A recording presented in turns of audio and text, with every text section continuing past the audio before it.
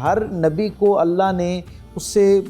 گلا بانی کا کام لیا، یعنی بکریاں چروائیں اس سے، بھیڑ بکریوں کو جو ہے وہ پالنے کا اور ان کی پرورش کرنے کا جو ہے وہ ذمہ داری اللہ تعالیٰ نے ان کو دی، ان سے یہ کام لیا۔ اور دوسرا، کم و بیش ہر نبی کے احوال میں ہمیں تجارت ملتی ہے، ہر نبی جو ہے وہ تجارت کرتا ہوا نظر آتا ہے۔ آسمان سے زمین کی طرف جو اللہ رزق روانہ کرتا ہے، اس رزق کے 10 دروازے ہیں، اور ان 10 دروازوں میں سے 9 دروازے تجارت کے نام سے کھلتے ہیں، اور ایک دروازے سے باقی سارے ذرائع جو اڈاپٹ کرنے والے لوگ ہیں ان کو رزق دیا جاتا ہے۔ انسانی تاریخ میں پہلا ٹیکس فری زون میرے اور آپ کے رسول صلی اللہ علیہ وسلم نے مدینے کے اندر قائم کیا، اور پھر اس کا ایسا اہتمام کیا، اس کے اندر 6 دروازے قائم کیے، اور پھر وہاں پر تجارت کے لیے آنے والے لوگوں کی فیسیلیٹیشن کے لیے باقاعدہ سرائے کا انتظام کیا۔ رسول اللہ صلی اللہ علیہ وسلم کے لائے ہوئے وہ جو نظام تجارت ہے، نظام معیشت ہے، اس کی یہ برکت اور کمال ہے کہ میرے آقا صلی اللہ علیہ وسلم کی اس ٹیکس فری زون قائم کرنے کے بعد پوری جو عرب کی تجارت تھی اس کا 28% جو ہے وہ مدینہ کی طرف کنورٹ ہو گیا۔ تو آپ اس سے اندازہ لگائیے، منی کا جو فلو تھا وہ ریگولیٹ ہو گیا اس سے۔ جی بالکل۔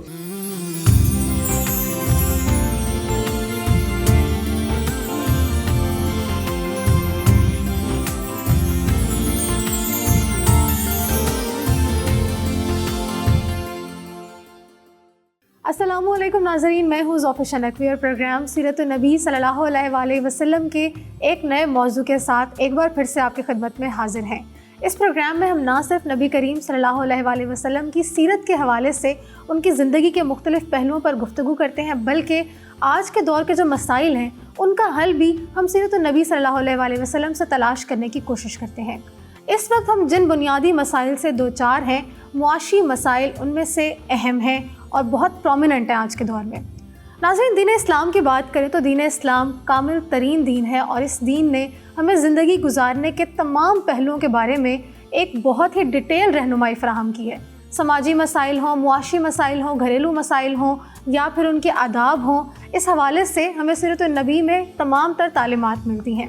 نبی کریم صلی اللہ علیہ وآلہ وسلم نے ہمیشہ تجارت کو فوقیت دی ہے، اور اگر ہم دیکھیں تو عرب کے جو مالدار لوگ تھے ان کا رجحان بھی تجارت کی طرف تھا۔ اس چیز سے یہ بات تو واضح ہے، یقینی ہے کہ تجارت بہت سارے معاشی مسائل کا ایک حل ہے۔ پروگرام میں ہمیشہ کی طرح ہمارے ساتھ موجود ہیں معروف سیرت اسکالر ڈاکٹر طارق شریف زادہ صاحب، جو اس موضوع کے حوالے سے ہماری رہنمائی فرمائیں گے۔ السلام علیکم ڈاکٹر صاحب۔ وعلیکم السلام ورحمۃ اللہ۔ ڈاکٹر صاحب، سب سے پہلے تو یہ بتائیے گا کہ قرآن کریم اور سیرت النبی صلی اللہ علیہ وآلہ وسلم کی روشنی میں تجارت کی کیا اہمیت ہے؟ جس میں رب محمد کریم علیہ الصلاۃ والتسلیم، سب سے پہلے تو یادآوری کا شکریہ، اور آج کا عنوان بھی زندگی کے ساتھ بہت جڑا ہوا ہے براہ راست ہماری زندگیوں میں۔ اس عنوان کے تحت بہت سارے سوالات ہیں، بہت ساری الجھنیں ہیں، جنہیں ہم رسول رحمت صلی اللہ علیہ وسلم کی پاکیزہ زندگی کا جو اسوہ ہے اس کے آئینے میں دیکھ کر رہنمائی حاصل کر سکتے ہیں۔ ہم سب کو یہ علم ہونا چاہیے کہ اللہ رب العزت کو خود بندوں کا تجارت کرنا جو ہے وہ بہت پسند ہے، اور ایک تو وہ تجارت ہے جس کے بارے میں اللہ قرآن حکیم میں خود بندوں کو ترغیب دلاتا ہے اور کہتا ہے کہ ہے کوئی جو میرے ساتھ تجارت کرے۔ تو یہ ظاہری طور پر جو دنیاوی معاملات ہیں ان کی تجارت کے حوالے سے بھی اللہ رب العزت کے ہاں بڑی خاص طرح کی پسندیدگی پائی جاتی ہے، اور اس کی ایک بہت بڑی دلیل یہ ہے کہ جتنے انبیاء و مرسلین کا ہم احوال پڑھتے ہیں، 1.25 لاکھ کے قریب انبیاء و مرسلین دنیا میں تشریف لائے بندوں کی ہدایت اور رہنمائی کے لیے، لیکن کیا خوبصورت عمل ہے کہ ان میں سے جتنے انبیاء کا بھی احوال محفوظ ہے انسانوں کے پاس، ان میں سے ہر نبی کے ہاں 2 معاملات جو ہیں ان کی زندگی کا مستقل عنوان ہمیں نظر آتے ہیں۔ ایک، کم و بیش ہر نبی کو اللہ نے اس سے گلا بانی کا کام لیا، یعنی بکریاں چروائیں اس سے، بھیڑ بکریوں کو جو ہے وہ پالنے کا اور ان کی پرورش کرنے کا جو ہے وہ ذمہ داری اللہ تعالیٰ نے ان کو دی، ان سے یہ کام لیا۔ اور دوسرا، کم و بیش ہر نبی کے احوال میں ہمیں تجارت ملتی ہے، ہر نبی جو ہے وہ تجارت کرتا ہوا نظر آتا ہے، اور ہم جیسے جانتے ہیں کہ یہ دونوں معاملات جو ہیں نا حقیقت میں ایک پیغام ہیں باقی دنیا کے سارے انسانوں کے لیے، کہ گلا بانی اس لیے اللہ اپنے نبیوں سے کرواتا ہے کہ جیسے مختلف المزاج آزاد ونش بھیڑ اور بکریاں اپنے اپنے انداز سے آگے سفر کرتی ہیں، اور جیسے ان کا چرواہا انہیں غیر محسوس طریقے سے بھٹکنے نہیں دیتا اور ان کی سمت اپنی منزل کی طرف رکھتا ہے، اور ایک لیڈرشپ کوالٹی کے ساتھ، اور بغیر ان کو زیادہ تکلیف دیے، زیادہ ان پر سختی کیے، انہیں ایک غیر محسوس طریقے سے ان کی منزل کی طرف لے جاتا ہے۔ انبیاء و مرسلین کی زندگی کے اندر یہ جو گلابانی کا پیغام ہے، یہ شاید یہ اس لیے اللہ نے رکھا کہ نبیوں کی تربیت میں یہ چیز شامل ہو جائے کہ انہوں نے مختلف المزاج لوگوں کو بغیر بہت زیادہ سختی کیے ان کی منزل تک یعنی اللہ رب العزت کی بارگاہ تک کیسے لے کر آنا ہے۔ اور دوسرا تجارت جو ہے، تجارت کا معاملہ یہ ہوتا ہے کہ جب آدمی اس میں مال خرچ کر دیتا ہے تو نفسیاتی طور پر اسے ایک برتری کا احساس ہونا شروع ہو جاتا ہے، وہ کسی درجے پہ بے نیازی کا اس کے اندر احساس آنا شروع ہو جاتا ہے۔ یعنی تمام تر مناسب انتظامات کے باوجود جب ایک خریدار آپ کے پاس آتا ہے تجارت کی اس سلسلے کے اندر، اور وہ آپ سے ساری محنت کروانے کے باوجود، ساری تفصیلات لینے کے باوجود کسی وجہ سے آپ کا سودا جو ہے وہ کینسل ہو جاتا ہے، تو آپ کے اندر اپنے مزاج سے ہٹ کے چیزوں کو قبول کرنے کی ایک تربیت پیدا ہونا شروع ہوتی ہے، اور پھر زندگی کے ایک ازلی ابدی پیغام کے ساتھ آپ کی جڑت شروع ہوتی ہے کہ بسر اوقات بہت یقین کے ساتھ کامیابی آپ کو سامنے نظر آ رہی ہوتی ہے، فائدہ نظر آ رہا ہوتا ہے، نفع نظر آ رہا ہوتا ہے، لیکن اچانک صورتحال بدلتی ہے اور وہ نفع تبدیل ہو جاتا ہے نقصان کے اندر۔ اس وقت آپ نے اپنے آپ کو کیسے کمپوز رکھنا ہے، آپ نے کیسے اپنے رب کے ساتھ جڑے رہنا ہے، کیسے آپ نے شکوے سے، گھبراہٹ سے، فرسٹریشن سے اپنے آپ کو محفوظ کرنا ہے۔ میں سمجھتا ہوں انبیاء و مرسلین سے کیونکہ آگے اللہ نے ایک بہت عظیم الشان کام لینا ہوتا ہے، اس لیے انہیں ابتدائی درجے میں تجارت سے اس لیے گزارا جاتا ہے تاکہ وہ جو ایک غیر متوقع صورتحال ہے اس پر برداشت اور اپنے آپ کو کمپوز رکھنے کی تربیت سے گزر سکیں۔ سرکار دو عالم صلی اللہ علیہ وسلم نے فرمایا کہ آسمان سے زمین کی طرف جو اللہ رزق روانہ کرتا ہے، اس رزق کے 10 دروازے ہیں، اور ان 10 دروازوں میں سے 9 دروازے تجارت کے نام سے کھلتے ہیں، اور ایک دروازے سے باقی سارے ذرائع جو اڈاپٹ کرنے والے لوگ ہیں ان کو رزق دیا جاتا ہے۔ تو اس سے آپ اندازہ لگائیں کہ کتنا بڑی مقدار کے اندر رزق اللہ کی مخلوق کے لیے تجارت کے راستے میں اللہ نے رکھا ہوا ہے۔ اور تجارت کا جو معاملہ ہے، ہر زمانے کے ذی شعور لوگوں نے اس کو جو ہے وہ اس کی حوصلہ افزائی کی ہے، اس کے ساتھ خود اپنے آپ کو جوڑا ہے، اپنی اولادوں کو جوڑا ہے۔ خود رسول رحمت صلی اللہ علیہ وسلم کا زمانہ دیکھیں اور آپ کا گھرانہ دیکھیں، دونوں کے ہاں تجارت جو ہے نا وہ بڑی ایک عظیم الشان اور بڑا قابل اعتماد اور لائق تکریم، لائق عزت ایک پروفیشن کے طور پہ جو ہے وہ قبول کیا جاتا ہے۔ ہم جانتے ہیں کہ بالخصوص پورا حجاز مقدس اور عرب جو تھے وہ تجارت کو پسند کرتے تھے، لیکن اہل مکہ جو تھے وہ تو اپنی تجارت کی وجہ سے ویسے ہی ایک عظیم الشان شہرت رکھتے تھے۔ آپ دیکھیں نا کہ حضور کا اپنا خانوادہ جو ہے اس کے اندر کتنے عظیم الشان تجارت کے ساتھ وابستگی ہمیں نظر آتی ہے۔ حضور کے جد امجد جناب ہاشم جو ہیں، ان کے مزاج میں آپ دیکھیں کہ ظاہراً ان کی عمر 28 برس، انہوں نے ظاہری زمانے کی عمر 28 برس پائی، 28 برس کی عمر میں وہ اللہ کے پاس چلے گئے، لیکن اس 28 برس کے مختصر سے وقت کے اندر ان کا عالم یہ ہے کہ آپ یہ دیکھیں کہ اس زمانے کی 3 بڑی ریاستیں یعنی رومن امپائر، پرشین امپائر اور تیسری بازنیتی ریاستیں، ان تینوں ریاستوں کے سربراہان کے ساتھ تجارت کی بنیاد پر ان کے بڑے ذاتی حیثیت کے تعلقات تھے۔ وہ ان کو طائف بھیجا کرتے تھے، اور آپ کا اس درجے پہ اثر و نفوذ تھا، اس مختصر سی عمر کے اندر اللہ نے آپ کو ایسی صلاحیت دے رکھی تھی، ایسا اثر و نفوذ تھا کہ یہ پڑھ کے حیرانی ہوتی ہے کہ بازنیتی ریاستوں کے اندر باقاعدہ اس وقت کے سربراہ مملکت نے اعلان کروا رکھا تھا کہ اگر کوئی تاجر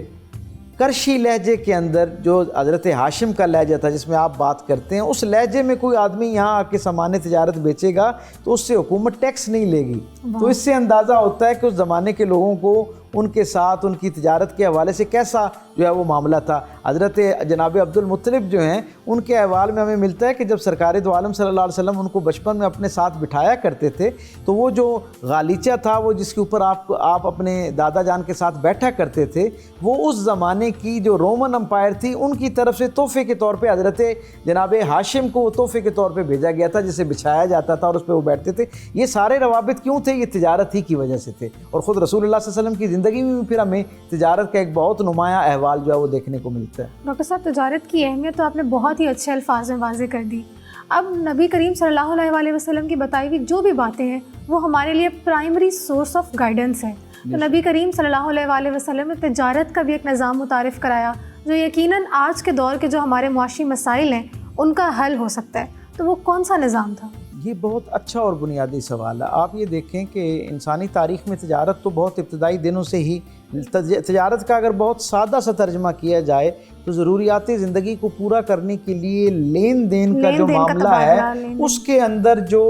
ایک بنیادی نفع، اصل زر کے اوپر بنیادی نفع کمانا جو ہے، اس کو تجارت کہتے ہیں۔ آپ یہ دیکھیں کہ یہ کم و بیش اس کی تاریخ بھی اتنی پرانی ہے جتنی خود انسانی سویلائزیشن کی تاریخ پرانی ہے، یعنی تبادلے کی بنیاد پر بہت ابتدائی دنوں سے، ابتدائی سالوں سے ہی انسان اس مشق کا حصہ ہے۔ ٹریڈ سسٹم دیکھتے تھے کہ چیزوں کا تبادلہ ہوتا تھا، تبادلہ ہوا کرتا تھا، کرنسی آ گئی، پھر آہستہ آہستہ کرنسی آئی، اور آج جیسے ہم دیکھتے ہیں کہ پیپر کرنسی، اور پھر پیپر کرنسی کے بعد اب ایک ای بیس کرنسی جو ہے نا، وہ بھی اب پوری دنیا کے اندر بہت معروف اور متعارف اور مستعمل ہے، بہت زیادہ استعمال کی جاتی ہے۔ میں آپ کے سوال کی طرف اگر جاؤں تو ہم یہ دیکھتے ہیں کہ رسول اللہ صلی اللہ علیہ وسلم کے مزاج کے اندر آپ نے جیسے زندگی کی باقی تمام شعبوں کے اندر ایک نئے مائل سٹون سیٹ کیے، نیا ٹرینڈ سیٹ کیا، اور ایسی خوبصورت اور خیر پر مبنی آپ نے نئے زاویے متعارف کروائے، اور پھر اس کے اندر جہاں خیر اور خوبی موجود ہوتی ہے وہاں جدت کا بھی بہت اعلیٰ عرفہ درجے کا اہتمام ہمیں نظر آتا ہے، اور وہ جدت کے اندر آئندہ آنے والے زمانوں کی کم و بیش ساری ضرورتیں اور سارے سوالات جو ہیں ان کے جوابات ہمیں دیکھنے کو ملتے ہیں۔ آپ دیکھیں رسول اللہ صلی اللہ علیہ وسلم جس وقت سامان تجارت لے کر اپنے چچا جان کے ساتھ جاتے ہیں، وہ احوال بھی تاریخ کے اندر محفوظ ہے۔ پھر ہم دیکھتے ہیں کہ جب حضرت خدیجہ الکبریٰ محسنہ اسلام سیدہ خدیجہ الکبریٰ سلام اللہ علیہا جو ہیں ان کا مال تجارت حضور لے کر جاتے ہیں، تو اس قافلے کے اندر بظاہر اہل قریش جو ہیں وہ اور سرداران قریش کے علاوہ باقی قبائل کے جو بڑے لوگ تھے ان کے جو تجارت کے ساتھ وابستہ لوگ تھے وہ بھی شامل تھے، لیکن میسرہ واپس آ کے وہ جو غلام تھا جناب خدیجہ الکبریٰ کا، وہ آ کے گواہی دیتا ہے کہ میں نے بہت سارے لوگوں کے ساتھ زندگی گزاری تجارت کے اندر، ان کے ساتھ جاتے آتے اور ان کو تجارت کرتے ہوئے، لین دین کرتے ہوئے، لیکن جو اعلیٰ عرفہ معاملہ سرکار دو عالم صلی اللہ علیہ وسلم کی نسبت سے اس نے بتایا کہ جو اس ہستی کا میں نے معاملہ دیکھا ہے ایسا شفافیت پر مبنی، اخلاق پر مبنی، برداشت پر مبنی، حسن خلق پر مبنی معاملہ کسی اور کا تجارت میں نے نہیں دیکھا۔ وہ اس نے کہا کہ میں نے ہر قدم پر دیکھا کہ کہیں بھی رسول اللہ صلی اللہ علیہ وسلم نے اپنا مال بیچنے کے لیے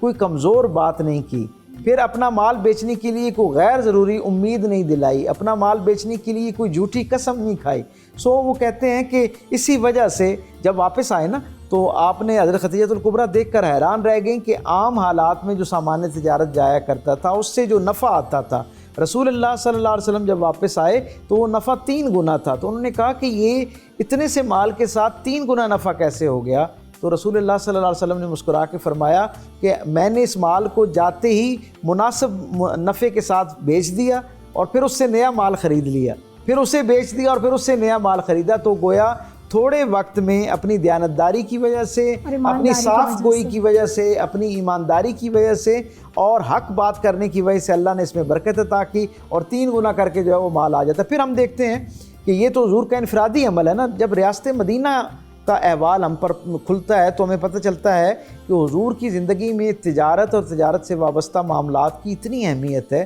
حضور جب مدینہ تشریف لاتے ہیں تو ہمیں پتہ ہے کہ آتے ساتھ ہی سب سے پہلے حضور نے مسجد نبوی کے قیام کے لیے اہتمام کیا، گویا لوگوں کی روحانی ضرورتیں جو ہیں ان کو پورا کرنے کا اہتمام فرمایا۔ لیکن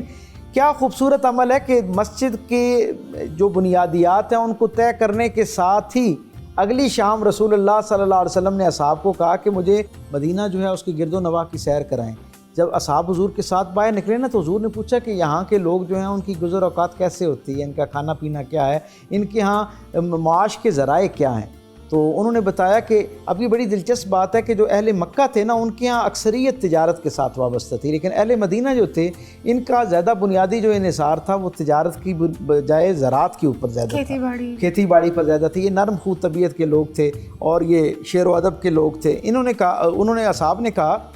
کہ یہاں پر تجارت جو ہے وہ صرف 3 قبائل کے اندر جو ہے ان کی منوپلی اور وہ اس کو دیکھتے ہیں، اور تینوں اتفاق سے یہودی قبائل ہیں جن کے پاس یہ تجارت کا سارا معاملہ ہے۔ جب سرکار دو عالم صلی اللہ علیہ وسلم کو یہ بات پتہ چلی نا تو حضور نے مدینے سے باہر جب آپ نکلے تو آپ نے دیکھا کہ ایک مقام جو ہے وہ بالکل خالی ہے، ویران مقام، اور اس کی ملکیت کسی ایک کی ملکیت میں وہ نہیں ہے۔ تو سرکار دو عالم صلی اللہ علیہ وسلم نے فرمایا کہ اس کا کون مالک ہے؟ تو بتایا گیا کہ یہ کسی اور کے، یہ باضابطہ طور پہ کوئی ایک شخص یا ایک قبیلہ اس کا مالک نہیں ہے، یہ اجتماعی طور پر مدینے کے انتظام انصرام کے لیے مشترکہ ایک جگہ کے طور پہ اس کو چھوڑا گیا ہے۔ تو رسول اللہ صلی اللہ علیہ وسلم نے ایک پتھر اٹھایا اور ایک جگہ پر رکھا، اور پھر اس کی سیدھ کے اندر کچھ فاصلے پر ایک صحابی کو پتھر اٹھوا کے کہا کہ فلاں جگہ جا کے دوسرا پتھر رکھو، 4 اس کے کونے متعین کیے اور کہا کہ یہ مدینے کے باہر مدینے کے نام سے ایک تجارت کا مرکز یعنی منڈی قائم کی جاتی ہے، اور تاریخ ہمیں یہ بتاتی ہے کہ یوں اس طرح وہ پتھر رکھنے کے ساتھ ہی میرے آقا کریم صلی اللہ علیہ وسلم نے انسانی تاریخ کا پہلا ٹیکس فری زون قائم کیا. آج دنیا اس کے نام پر بہت جدیدیت کے نام پر اپنے آپ کو بہت ترقی یافتہ ثابت کرنے کے لیے اس کا سہرا اپنے سر لیتی ہے. انسانی تاریخ میں پہلا ٹیکس فری زون میرے اور آپ کے رسول صلی اللہ علیہ وسلم نے مدینے کے اندر قائم کیا, اور پھر اس کا ایسا اہتمام کیا, اس کے اندر 6 دروازے قائم کیے, اور پھر وہاں پر تجارت کے لیے آنے والے لوگوں کی فیسیلیٹیشن کے لیے باقاعدہ سرائے کا انتظام کیا. اور نہ صرف ان کے لیے سرائے کا انتظام کیا, ان تاجروں کے لیے, بلکہ ان کے جو غلام تھے ان کے لیے بھی آپ نے سرائے کا انتظام کیا. اور ایک درجہ آگے جا کر ان کے جو کیونکہ اس زمانے میں زیادہ سفر جو تھا وہ سواریوں پر ہوتا تھا, جانوروں پر ہوتا تھا, تو سرکار دو عالم صلی اللہ علیہ وسلم نے ان کے جانوروں کے لیے سایہ دار پانی اور مقام کا انتظام بھی کیا تاکہ وہ بھی اس جو رحمت ہے اس سے جو ہے مستفید ہو سکیں. اور یوں اس طرح کر کے اس کا فائدہ کیا ہوا, یعنی جو مغربی مفکرین ہیں وہ یہ بات کہتے ہیں, اور ماہر معیشت جو ہیں وہ یہ بات کہتے ہیں کہ یہ مدینہ اکنامکس کا کمال ہے. رسول اللہ صلی اللہ علیہ وسلم کے لائے ہوئے وہ جو نظام تجارت ہے, نظام معیشت ہے, اس کی یہ برکت اور کمال ہے کہ میرے آقا صلی اللہ علیہ وسلم کی اس ٹیکس فری زون قائم کرنے کے بعد وہ مدینہ, جس آپ کو علم ہے نا کہ اس زمانے میں ساری تجارت کا رخ جو تھا وہ عکاظ کی طرف تھا. لوگ مکے سے ہوتے ہوئے عکاظ کی طرف جاتے تھے, اور وہاں طائف اور عکاظ میں تجارت زیادہ ہوا کرتی تھی. لیکن اس اہتمام, یہ فیسیلیٹیشن کا کانسیپٹ, تجارت کے لیے حوصلہ افزائی اور تجارت کے ساتھ وابستہ لوگوں کے لیے سہولتوں کا قائم کرنا, اس سے اتنا فرق پڑا کہ صرف 3.5 سال کے عرصے میں پوری جو عرب کی تجارت تھی اس کا 28% جو ہے وہ مدینہ کی طرف کنورٹ ہو گیا. تو آپ اس سے اندازہ لگائیے, منی کا جو فلو تھا وہ ریگولیٹ ہو گیا اس سے. جی بالکل, یعنی 28% پورے عرب کی تجارت جو تھی اس کا رخ باقی سارے عرب سے ہٹ کے جو ہے وہ مدینے کی اس منڈی کی طرف ہو گیا تھا, کیونکہ یہ بہترین سہولیات کے ساتھ جو ہے وہ منڈی تھی, اور لوگوں کو یعنی لوگوں کے لیے یہاں پر سامان کو بیچنا بھی آسان تھا اور خریدنا بھی آسان. مسائل کی جہاں بات آتی ہے وہاں اس مسائل سے نکلنے کے لیے ہم سولوشنس کو بھی دیکھتے ہیں. تو آج کے دور میں جو تاجر حضرات ہیں, جو ٹریڈنگ سے وابستہ لوگ ہیں, ان کو وہ کون سے اصول ہیں جن پر عمل کرنا چاہیے, وہ جامع اصول جو ہمیں سیرت کی روشنی میں ملتے ہیں؟ بسم ربی محمد کریم علیہ الصلوۃ والتسلیم. حضرت عبد الرحمن بن عوف سرکار دو عالم صلی اللہ علیہ وسلم کے بہت پسندیدہ صحابیوں میں سے ایک صحابی ہیں. آپ کو یہ شرف حاصل ہے کہ آپ نے حضور کے ساتھ بچپن گزار رکھا ہے, حضور کے ساتھ بچپن کے جو کھیل ہوتے ہیں ان میں شریک رہے, حضور نے ان کو اپنا بچپن کا ساتھی, اپنا دوست قرار دیا. تو یہ منفرد اعزازات آپ کے ہیں. آپ مکے کے اندر جو چند لوگ تجارت کے ساتھ وابستہ تھے اور نامور تھے ان میں سے ایک شخصیت تھے. لیکن جب سرکار دو عالم صلی اللہ علیہ وسلم مدینہ تشریف لائے تو وہ حضور کی محبت میں ہجرت کر کے مدینہ آ گئے, اور اپنا گھر بار, مال, اسباب سب کچھ وہاں چھوڑ کر آ گئے. حتیٰ کہ آپ کے بارے میں آتا ہے کہ جب آپ مکے سے نکلنے لگے, رات کے کسی پہر میں جب آپ وہاں سے نکلنے لگے تو آپ کے کسی محبت کرنے والے نے یہ کہا کہ یہ سامان زر ہے, اس کو اپنے ساتھ لیتے جائیے تاکہ آپ کا راستے میں کہیں نہ کہیں جو ہے وہ ہو جائے, استعمال ضرور جو ہے وہ پوری ہو جائے. تو آپ نے کیا کمال توکل اور اپنے رسول سے محبت کا اظہار کرتے ہوئے کہا کہ میں اللہ کے رسول صلی اللہ علیہ وسلم جو تھے وہ مختصر ترین زاد راہ کے ساتھ آپ نے ہجرت فرمائی تھی, تو میں بھی مختصر ترین زاد راہ کے ساتھ ہجرت کرنا چاہتا ہوں کہ اگر دوران ہجرت اگر مجھے اپنی جان اپنے رب کے حضور پیش کرنا پڑے تو میں خالی ہاتھ اپنے آپ کو اپنے رب کے سامنے پیش کروں. خیر جب آپ مدینہ آ گئے اور مدینے میں پہنچے اور مواخات کا سلسلہ شروع ہوا اور تجارت شروع ہوئی, تو حضرت عبد الرحمن بن عوف خود یہ فرماتے ہیں کہ میں نے سرکار دو عالم صلی اللہ علیہ وسلم سے کچھ چیزیں تجارت کی ذیل میں مخصوص انداز میں سیکھیں, کیونکہ میرا ذوق تھا, میرا پیشہ تھا. حضور سے دعا فرمائی اور میں نے گھی اور پنیر کا کام کرنا شروع کیا, اور تھوڑے وقت میں انہیں اللہ نے اتنی برکت دے دی کہ وہ دنیا بھر کے اندر جو اس زمانے میں ان کے جو پنیر تھا اس کی شہرت ہونا شروع ہو گئی, اور وہ تجارت میں ایک نام پیدا کر لیا. کسی نے ان سے پوچھا کہ آپ خالی ہاتھ آنے کے بعد چند دنوں میں, چند مہینوں میں اتنی زیادہ آپ کو برکت کیسے حاصل ہو گئی؟ تو انہوں نے کہا کہ میں نے کریم رسول صلی اللہ علیہ وسلم سے زندگی کے آداب کے ساتھ ساتھ تجارت کے بھی کچھ آداب و رسول سیکھے ہیں. آپ کے سوال کے جواب میں عرض کرنا چاہوں گا کہ وہ اصول جو سرکار دو عالم نے حضرت عبد الرحمن بن عوف کو عطا کیے, رہتی دنیا کے سارے تجارت سے وابستہ ہونے والے لوگوں کے لیے وہ رہنما اصول ہیں. جس زمانے کا آدمی بھی ان اصولوں سے استفادہ کرنا چاہے گا اسے ویسے ہی خیر اور برکت میسر آئے گی جیسے اس زمانے کے لوگوں کو اللہ کے رسول کے فرامین اور ہدایات کی روشنی میں اللہ نے برکت عطا کی. حضرت عبد الرحمن بن عوف کہتے ہیں کہ میری تجارت کا سیکرٹ آف سکسیس میرا یہ ہے. آپ فرماتے ہیں پہلی بات یہ ہے کہ ساری دنیا جب مال بیچتی ہے تو اپنے مال کی خوبی بیان کرتی ہے. جی بالکل. کہا میں نے اللہ کے رسول سے یہ سیکھا ہے کہ میں اپنے مال کا عیب پہلے بیان کرتا ہوں، اس کی کمزوری پہلے بیان کرتا ہوں، خوبی بعد میں بیان یعنی کرتا ہوں۔ آنیسٹی کا کیا عالم ہے کہ پہلے وہ اس کی جو برائی ہے وہ بتا رہے ہیں۔ پھر دوسرا آپ نے فرمایا کہ دوسرا اصول یہ میں نے اللہ کے رسول سے سیکھا کہ میں اگر ایک پورا اونٹ جو ہے وہ اس کا سودا کروں اور اس سارے سودے کے دوران میرا نفع جو ہے وہ ایک اونٹ کی رسی بچے تو میں اتنے مختصر ترین نفع پر بھی اپنا سودا کر دیا کرتا ہوں، میں زیادہ نفع کے لالچ میں اس کو روک کے نہیں رکھتا۔ پھر آپ نے فرمایا کہ اگر کوئی مجھے یہ یقین دہانی کرائے، مجھ سے وعدہ کرے کہ جو تمہارا مال ہے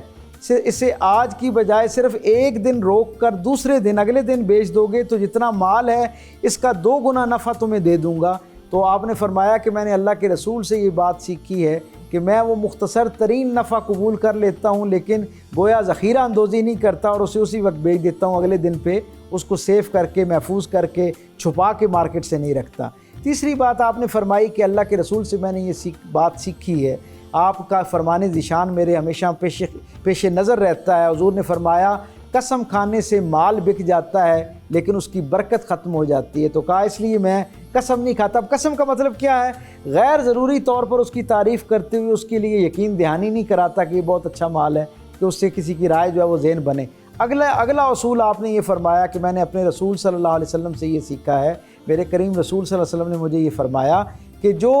مال وہ ہے آپ جس وقت مال بیچ رہے ہوتے ہیں تو خوشی خوشی بیچ رہے ہوتے ہیں،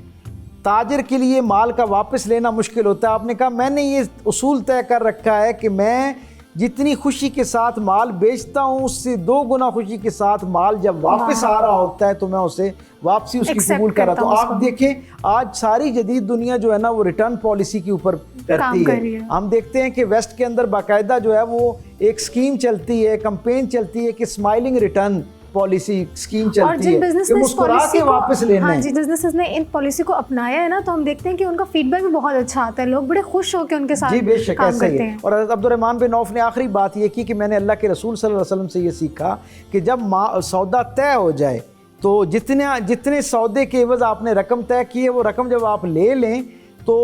ہدیے کے طور پر اپنے خریدار کو کچھ نہ کچھ محبت کے طور پہ، ٹوکن آف لو کے طور پہ، جسچر آف ایکنالجمنٹ کے طور پہ کچھ نہ کچھ اس کو ساتھ دے دو۔ یعنی جب اس کا کیا مطلب ہے کہ جب آپ نے اصل سودے سے تھوڑا زیادہ اس کو دیا ہوتا ہے تو وہ اس کی اور آپ کے درمیان ایک خوبصورت رشتہ قائم ہو جاتا ہے، آئندہ آپ کا اعتماد جو ہے وہ آپ کو دوبارہ ایک دوسرے کے ساتھ تجارت کرنے میں آسانی پیدا کرتا ہے۔ تو یہ وہ رہنما اصول ہیں جو سرکار دو عالم صلی اللہ علیہ وسلم کی تعلیمات اور تربیت کی نسبت سے حضرت عبد الرحمن بن عوف تک پہنچے اور ان کی نسبت سے میں سمجھتا ہوں آج کا انسان، آج کا تاجر جو ہے وہ بھی اس سے استفادہ کر سکتا ہے۔ ڈاکٹر صاحب ابھی آپ نے اپنی گفتگو میں ذکر کیا ذخیرہ اندوزی کا، اگلے سوال پہ جانے سے پہلے میں آپ سے درخواست کروں گی کہ یہ والا جو مسئلہ ہے نا آج کل کی کامن پریکٹس بن چکا ہے۔ ہم دیکھتے ہیں جب بھی کسی چیز کی قیمت بڑھنے والی ہوتی ہے تو اس کی ذخیرہ اندوزی کر لی جاتی ہے، تو اس بارے میں جو ہے نا تھوڑی سی آپ رہنمائی رسول اللہ صلی اللہ علیہ وسلم مدینے کی منڈی کے اندر یعنی معاملات کی جو ہے نا لک آفٹر کرنا، ان کی نگرانی کرنا، اسے اتنا اہم سمجھتے تھے کہ ہر روز ظہر کی نماز کے بعد سرکار دو عالم صلی اللہ علیہ وسلم بطور حکمران سربراہ مملکت خود وزٹ کیا کرتے تھے اور تاجروں کا احوال بھی دیکھتے تھے اور خریداروں سے رائے بھی لیا کرتے تھے اور مال کو بھی خود جا کے دیکھا کرتے تھے، توجہ کے ساتھ جائزہ لیا کرتے تھے۔ ایک صحابی سے سرکار دو عالم صلی اللہ علیہ وسلم نے پوچھا کہ تمہارے پاس کل بھی یہ مال موجود تھا اور آج تمہارا مال یہاں نظر نہیں آ رہا، کدھر ہے؟ تو انہوں نے ان کے بارے میں بتایا گیا کہ حضور نے کہا کیا سارا مال بک گیا؟ تو انہوں نے کہا نہیں یا رسول اللہ مال بکا نہیں، مال کی قیمت کل بہت اچھی لگ رہی تھی لیکن میں نے یہ دیکھا کہ اسے ایک دن کے لیے روک لوں، کل اس کو اگر بیچوں گا تو یہ شاید زیادہ نفع دے گا۔ تو سرکار دو عالم صلی اللہ علیہ وسلم نے اس بات کو اتنا ناپسند فرمایا، حضور نے کہا کہ کیا تمہیں اپنے رب پر یقین نہیں تھا کہ جو رب آج تمہیں اس مال سے نفع دے سکتا ہے، اس مال کے نفع سے جو نیا مال خریدتے کیا وہ رب اس پہ نفع دینے سے قاصر ہے؟ نعوذ باللہ من ذالک، اللہ اس پر تمہیں اس سے تمہاری توقع سے بڑھ کر نفع دے سکتا تھا۔ اور پھر اس سے بھی ایک درجہ آگے بڑھ کے حضور نے کو یہ عمل اتنا ناپسند ہوا کہ حضور نے باقاعدہ اس صحابی کو دوبارہ کلمہ پڑھوایا۔ تو آپ اس سے اندازہ لگائیں کہ رسول اللہ صلی اللہ علیہ وسلم کی مزاج کے اندر اور آپ کے لائے ہوئے نظام کے اندر ذخیرہ اندوزی جو ہے اس کے حوالے سے کس درجے کی ناپسندیدگی ہمیں نظر آتی ہے۔ بالکل ایسا ہی ہے۔ سر ڈاکٹر صاحب ایک اور چیز جو ہم آج کے دور میں دیکھتے ہیں وہ ہے فائنینشیل اور اکانومیکل انسٹیبلٹی۔ ہمارا جو معاشرہ ہے وہ اکانومک اسٹیبلٹی کی طرف نہیں آتا، جب آتا ہے تو آتے آتے رک جاتا ہے. کیا آپ کو لگتا ہے کہ اس کی بنیادی وجہ یہ بھی ہے کہ ہماری نوجوان نسل کا جو رجحان ہے وہ ملازمت یعنی جابس کی طرف زیادہ ہے اور تجارت، ٹریڈنگ اور بزنس کی طرف کم ہے؟ اس بارے میں آپ کیا کہیں گے؟ دیکھیں، رسول اللہ صلی اللہ علیہ وسلم جس وقت مدینہ تشریف لائے نا، تو بہت سارے ماہرین جو سماجیات ہیں، ماہرین معیشت ہیں، انہوں نے اس بات پر اتفاق کیا ہے کہ مدینہ کی ریاست کی کامیابی کے اندر ایک بہت بڑا اور کلیدی کردار اس بات کا تھا کہ حضور نے آتے ساتھ ہی نے مواخات کا رشتہ قائم کیا. وہ کیا تھا کہ ایک کمزور مالی طور پر آدمی جو ہجرت کر کے آیا ہے اسے وہاں کے نسبتاً باوسائل آدمی کا بھائی بنا دیا. اس سے کیا ہوا کہ ان دونوں کے وسائل اور صلاحیت اکٹھی ہو گئی. وسائل اور صلاحیت، ان دونوں کا کمبینیشن جو ہوتا ہے ان دونوں گھرانوں کی خوشحالی کا بھی ذریعہ بنا اور پوری سوسائٹی اور معاشرے کی خوشحالی کا ذریعہ بھی بنا. اور حضور نے اس کو سوشل بانڈنگ بھی اس میں سٹرانگ ہوتی ہوئی نظر آتی ہے. اور ایک درجہ آگے جا کے رسول اللہ صلی اللہ علیہ وسلم نے یہ یعنی وہاں ایک ماحول ایسا ترتیب دیا کہ لوگ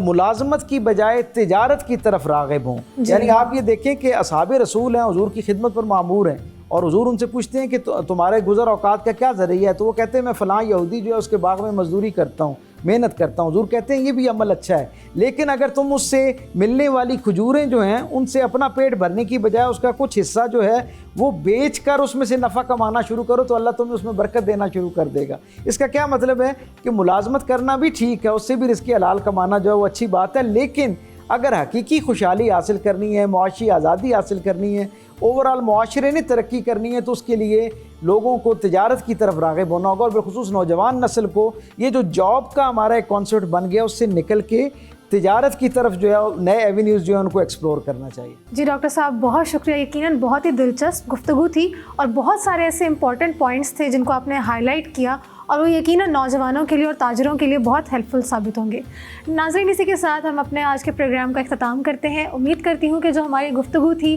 بہت دلچسپ رہی ہوگی آپ کے لیے اور آپ کی معلومات میں اضافہ بھی ہوا ہوگا. ڈسکور پاکستان کے پروگرام سیرت النبی صلی اللہ علیہ وسلم کو آپ ڈسکور پاکستان کے فیس بک پیج اور یوٹیوب چینل پر بھی دیکھ سکتے ہیں اور ہمیں اپنی قیمتی رائے سے بھی ضرور آگاہ کیجیے گا. ایک نئے پروگرام اور ایک نئے موضوع کے ساتھ ایک بار پھر سے حاضر ہوں گے. تب تک کے لیے اپنی میزبان ظفر شاہ نقوی کو دیجیے اجازت. اللہ حافظ.